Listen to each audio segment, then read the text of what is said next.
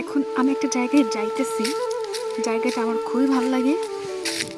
আমি যখনই এখানে আসি সবসময় এই জায়গাটাতে যাওয়ার একটা বৃথা চেষ্টা আমি করি, কারণ নদীতে, সরি নদী না এটা আসলে একটা দিঘি।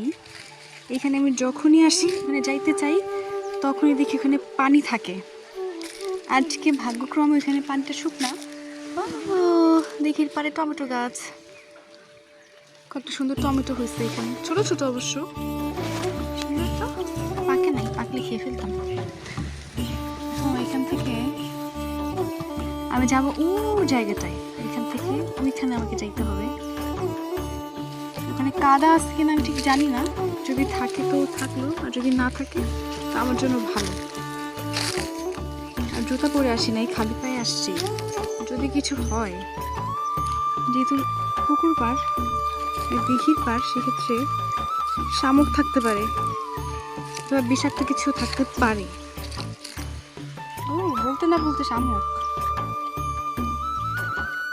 এখন হচ্ছে একদমই দুপুর, সম্ভবত 1টা বা 2টা বাজতেছে হয়তো বা, আমি ঠিক বলতে পারতেছি না। এখন আমার গন্তব্য যেখানে সেখানে যাইতেছি, দেখা যাক।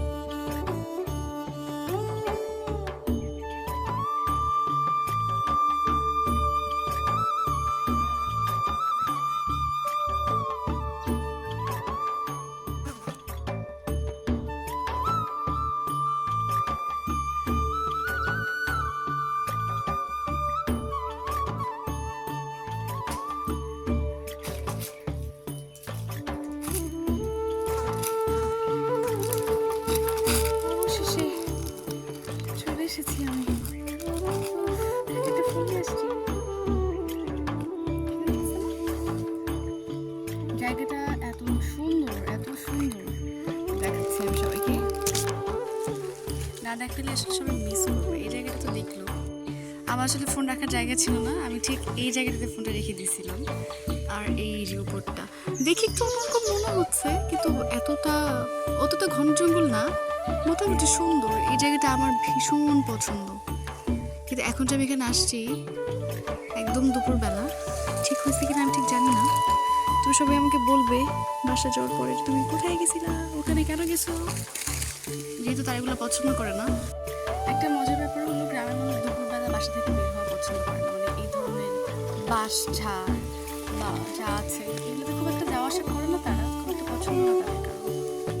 কিন্তু আমার ভীষণ ভালো লাগছে এই জায়গাটা, ভীষণ ভীষণ বেশি ভালো লাগছে। আপনাদের সবার কেমন লাগছে সেটা আমাকে অবশ্যই জানাবেন।